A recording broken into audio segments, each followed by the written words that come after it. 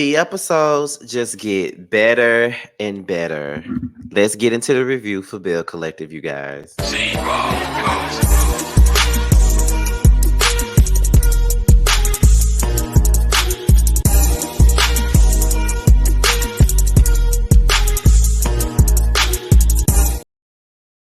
What's going on, y'all? This be your boy Scotty by Nature TV, and we're here for a brand new recap of the Belle Collective Season 3, Episode 4. What is going on, you guys? I hope you guys are having a wonderful Saturday afternoon, and I plan on doing the exact same. I know y'all are used to getting my Belle Collective reviews right after the show was over with, but baby, I got off late. I had to do Josiah's channel yesterday, and then I was tired. So I said, yeah, they'll get this when I get back from work tomorrow. And that's exactly when y'all are getting it. So with that being said, before we get into today's review, let's talk about what we got coming up on the platform. Now, as you guys already know, the Whether You Like It or Not panel airs every Monday night at 9:30, 8:30 Central Time. Okay. It will be hosted by Josiah's World TV Media. Okay, the bestie is back, honey, and I'm so excited. But he'll be hosting it on Monday night. Make sure you guys are ready for that. And then make sure you guys are getting yourselves prepared for Boys Night Out, because we will be back later this summer, late August, early September. We will start planning the show next month. I'm very excited about this. This was a long time coming.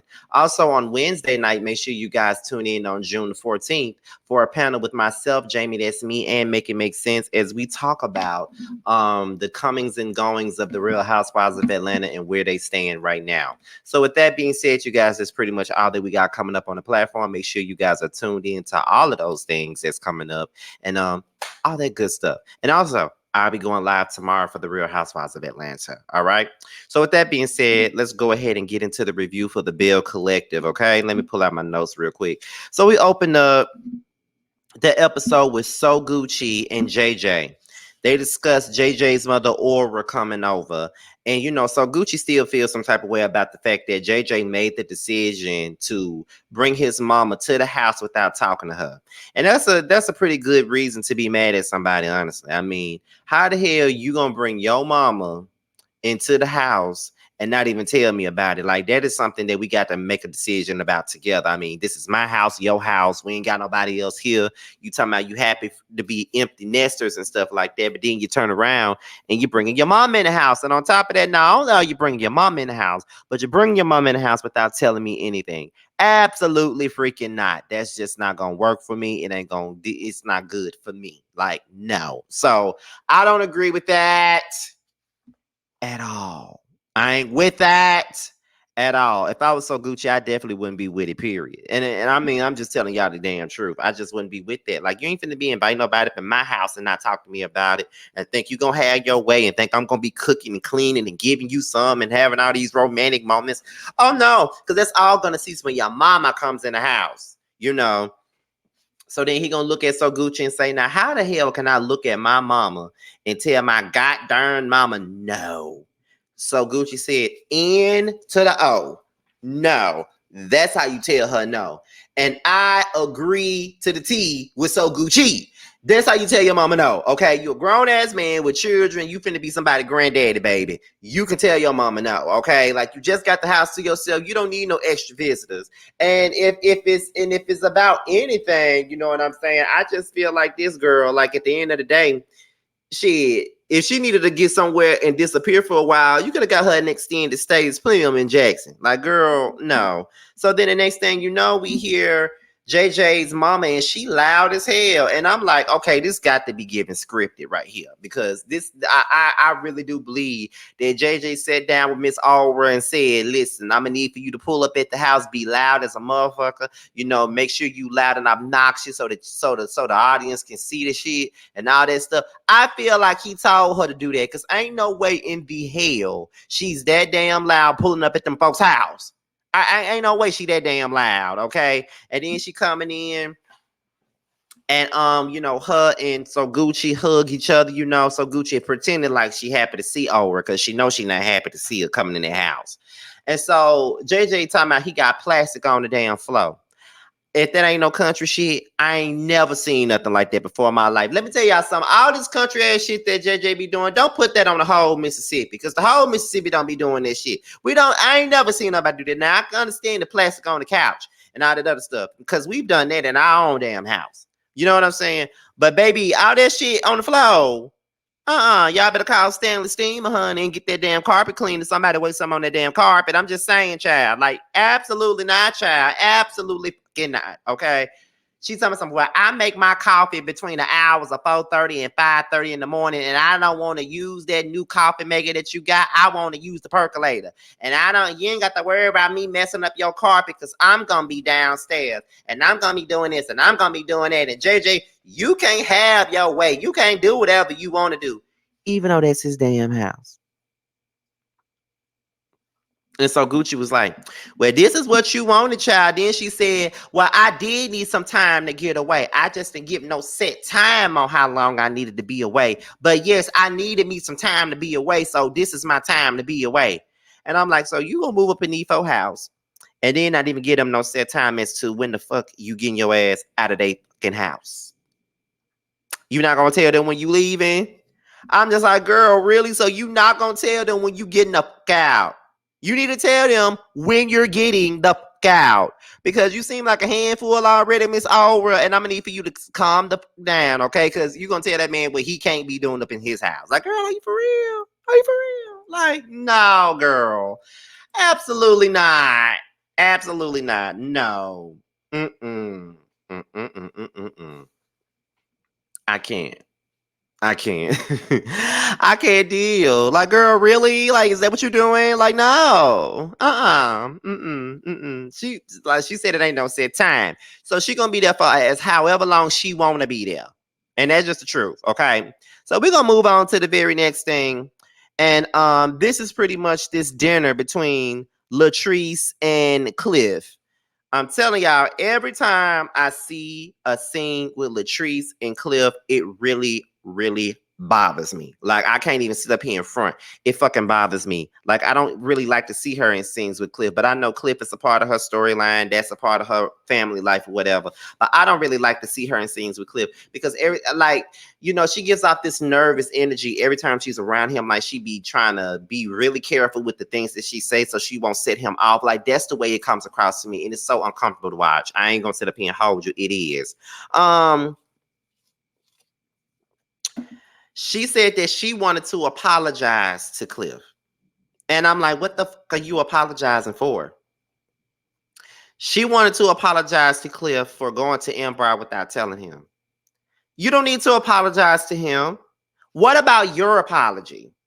Because even before you apologize, you said you want to give an apology for certain things, and hopefully you're willing to apologize. And he's sitting up here acting like he ain't got nothing to apologize for.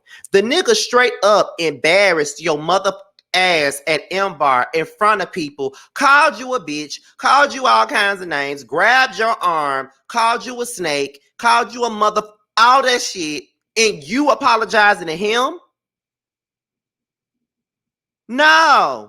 If anything, he owes you an apology. I don't give a how mad he is. He didn't have the right to fucking reprimand your ass like you was a fucking child at the damn club in front of your friends, and you a whole grown ass woman who's 35 fucking years old.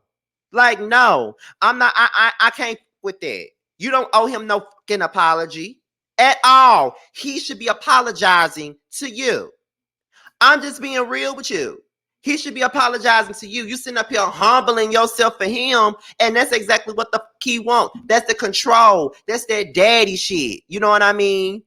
One of the reasons why you need to stop calling the nigga daddy in the first place, because he really thinks that he your fucking daddy. And it's not cool and it's not right.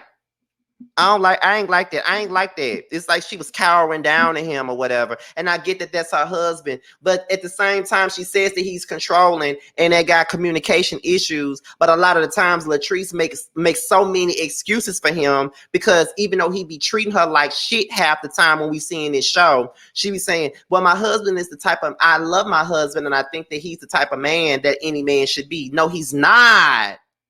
That's what you're telling yourself, because I really believe that you love him. And that's why you're making these excuses for him that are kind of crazy. That's why you're doing it. And I'm not going to hold you for that.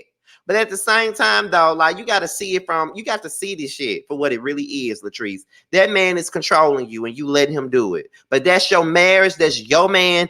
You can handle it however you want to. But it's not looking good. It's not. I got to be honest with you on that. I didn't like that at all. Like, what the fuck you apologizing for? And then he was saying, it's not about you going to M-Bar. It's about you hanging out with Josh. So basically, in so many words, he mad with you because you still decided that you was going to hang out with Josh, regardless of the fact. You decided that you still going to hang out with Josh or whatnot. So it's just like he's mad that you still hanging out with him. And he said that he don't feel like he got supported during this situation, because she was like because he was like, yeah, because at the end of the day, I gave him somewhere to sleep, I gave him somewhere to stay at, he disrespecting me and he doing this to me and all this other stuff.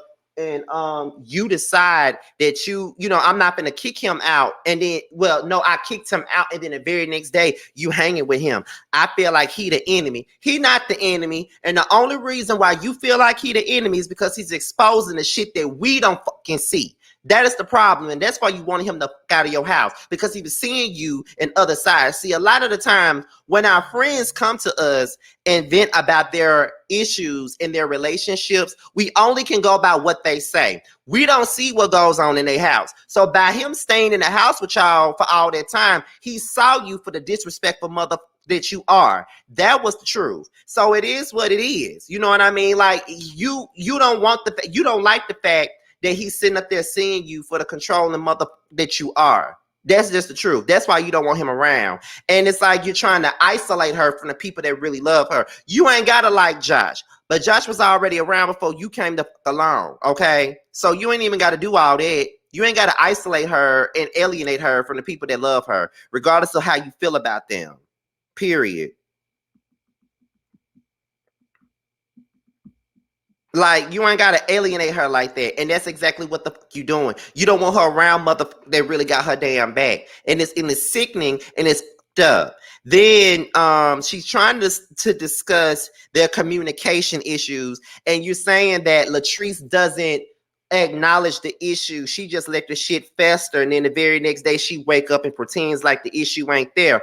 Okay, that's a problem that she got. She needs to fix that. But at the same time, you need to fix your shit too, Cliff, because she's sitting here trying to talk to you about the motherfucking problem, and you're sitting there not acknowledging anything that she's saying. You're saying that you don't give up and you don't want to talk about it no more when she's trying to address the problem.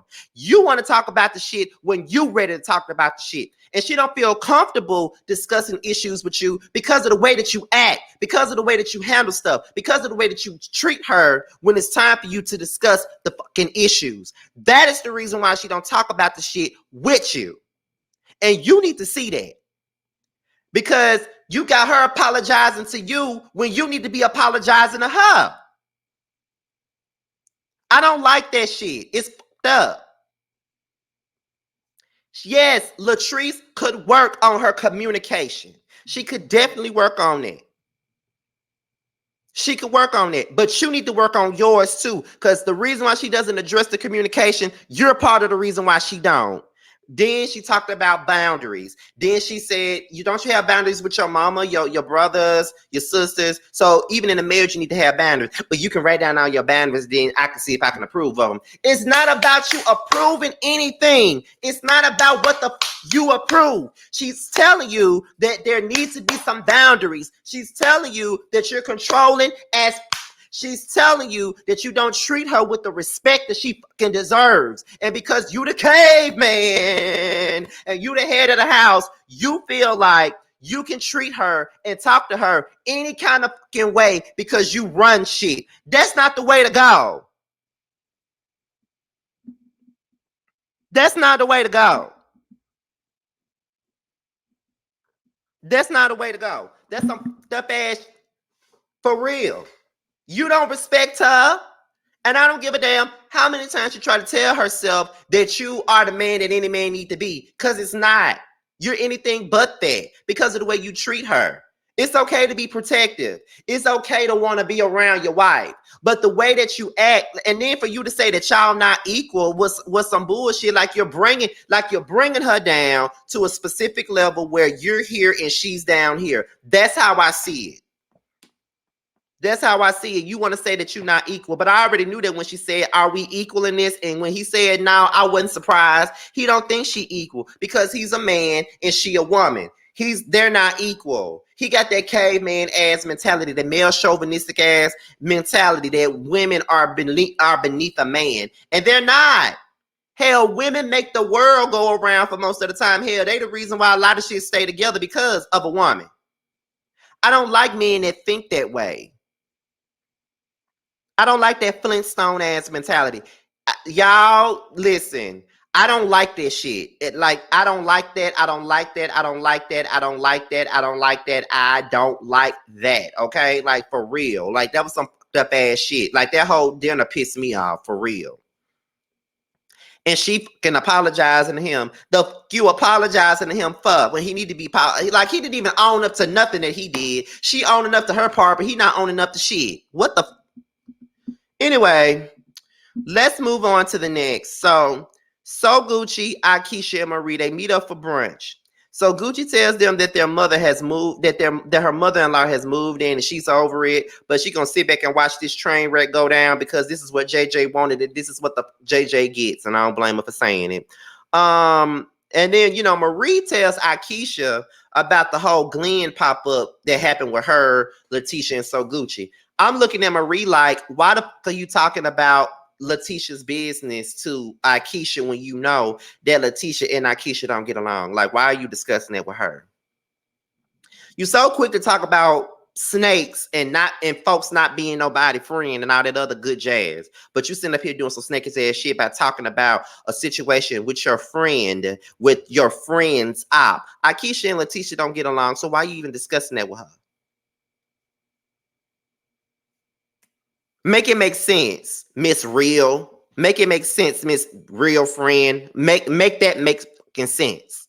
Seriously. Marie get on my nerves. Let's see. So then Akeisha mentions that Latrice is having an event and that she's going. So Gucci got the invite as well, and Marie did too. Marie says that I'm not going to her fucking event. Hell no, I'm not going to support her or whatever. Akeisha says that I don't blame her for not going to Latrice. Her and Latrice are not in a good place and she's not going to support her. So why show up? I do agree with that. If I don't like you, I'm not coming to your shit. I'm not supporting you. I don't care about nothing that you got going on. So therefore, you don't need to invite me to shit. You and your damn event. Now, Marie is annoying because she's really trying to get this hate train going on for Latrice. And it's giving miserable. It's giving jealous or something like that. Like it's giving envious in the point. Like, because you claim that you want to move forward or you don't want to talk about certain things anymore. But every time I turn around, you got Latrice's name in your fucking mouth. Like, what exactly do you got going on in your life this season, Marie? And I get it. You've given everything that you got on the first two seasons. But the only thing you've been discussing this entire time since this season started was Tamara and fucking Latrice. Those are the only two things that you can talk about. So what the fuck are you doing now? And trying to get this hate train going with Latrice is very miserable and up. And on top of that, So Gucci keep on bringing up this Latrice thing. And don't get me wrong, I love So Gucci. But this whole Mad Day link up that she got going with Marie is some foul ass. You keep on talking about friendships and betrayal and things of that nature. Here's my thing about the whole thing. I don't give a how mad I am with a friend of mine. I'm never going to go to their op and talk about them. I'm never going to sit up there and do that. And the fact that So Gucci is allowing this whole situation to make her jump ship just that quick with Marie and start talking about Latrice like a dog, it's crazy. I get it. You mad. But I don't want to hear this entire season. Either you going to not with Latrice or either you going to get the over it. Either one, because you and Marie constantly talking about how fake this girl is, how she a snake, how she's this and that. This girl ain't talking about y'all at all. In any of her scenes, she not talking about now one of y'all. Y'all keep talking about her. Y'all making her relevant. Y'all talking about her more than y'all talking about your own damn self. And it's really pathetic, to be honest. Really. Because she got y'all bothered. And this is coming from a person that actually likes So Gucci. I like So Gucci, but she doing too much with this situation. It's like she was looking for something to jump on. Like, either let it go or get it off the playground. Like, why are we still talking about this shit? Anyway, this scene with Glenn and Cliff, I don't care to even talk about it. So Latrice and Miss Gloria, they decide to bond over some cooking. And Latrice is basically telling Gloria about her situation with JJ, how she feels about JJ, what's going on between her and JJ, what she needs from JJ. And Miss Gloria knows that Latrice ain't happy. She knows that, and she calling it all out. And everything that Miss Gloria said, I think it was resonating with Latrice, because she looked like she wanted to cry right there in the kitchen when Miss Gloria was talking to her. But she needed to hear every solitary word that Miss Gloria told her. Because at the end of the day, like, you sitting up there allowing yourself to go through this BS with this man, and you don't even deserve the bull that he giving you. Like, you don't deserve it at all. And I think that it's crazy that you're sitting out there allowing him to go, allowing yourself to deal with this BS. Like, it's like you don't say nothing because you're scared that he gonna leave you like your daddy left you. And that means you need to go seek therapy or something like that, because this is not good. You can't sit up there and allow somebody to treat you like that because you don't want them to go nowhere. You want him to stay, right? I get that. But what can he do to keep you? You are so focused to keep him, but he don't give a fuck about keeping you, because if he did, he wouldn't be sitting up here dismissing your communication talk, your boundaries, all of that stuff that you keep on bringing up to him that he don't care to listen to. You're so worried about losing him, but he ain't worried about losing you, because guess what? He know you not going no motherfucking where. That's why he not gonna change. Like, even just last season, you ran out to be with your brother. You ran out to be with your friend. Like, it don't look good. It don't look good. And you keep telling yourself that he's this perfect man and you're the perfect wife. And when you say you're the perfect wife for him, he laughing, he's sniggering. He don't even take your ass seriously. It's disrespect, and everybody see it but you. But either you do see it and you just not acknowledging the shit. That's just the truth. Akeisha and Aunt San, who raised her, they was talking about the things that Sandra needs to do. I mean, the things that San needs to be done while she's in Italy. They started talking about the Fair Street proposal and how far they've gotten with this. And then we get into the story of Akeisha's childhood. And I thought this was a very touching story. We got to know a little bit more about Akeisha. And I'm really like, it made me look at her a little bit differently. Like, and I love her Aunt San, the way that she came in and took her in and raised her the way she probably needed to be. That was amazing. And I applaud them for that. You know what I mean? Like, that was a really good scene. I enjoyed it. It's, we digging deeper into Akeisha's life and who she really is. So Glenn and JJ. Glenn is in the booth thinking he can't see Haley singing a song, and then JJ shows up. Glenn says that he doesn't want a broken home because of the things that he experienced in his own childhood. He don't want his son to experience that, which I understand, but you're not going about it the right way. JJ tries to give him advice, but as he's getting advice, Glenn gets a phone call about his grandmother. He goes over to Letitia, and then they learn that Glenn's grandmother is in hospice, and he got to go see her. So that was pretty much the end of the episode, pretty much, y'all. I hope you guys enjoyed this review. It's kind of shorter than normal, but I only just talked about the things that really mattered to me, honestly. So with that being stated, be sure to this be your boy Scotty by Nature TV. Be sure to like, rate, comment, subscribe, share this video. Be sure to like, rate, subscribe, and share this video, and also click on the notification bell so you can be notified whenever a video drops. If you want to follow me on any form of social media, my Twitter, my IG, and my TikTok will be down below in the description box. With that being said, this will be your boy Scotty by Nature TV. And on my next video, I'll talk to you guys a little bit later. Bye. What's up, guys? It's your boy Tramel. I just want to let you guys know that I have a music video coming out on June 14th at 8 p.m. for my single Favorite. You can find it on my YouTube channel. You can just search for Tramel, Tramel, and just type in Favorite. Like, comment, subscribe, hit that notification bell. You know, join the party. It's going to be a very sexy video. I worked really, really hard on it. I worked really hard on my body to make sure it looked nice for the video. So I hope you guys really check it out. Run those views up. You know what I'm saying? You can follow me on all my social media at IAM_TRAMEL. That again, IAM_TRAMEL. Check me out. I'm here for you guys. Love it. I want you to ride with me. Okay, let's ride. I want you to ride with me. I look in those eyes, I can't deny.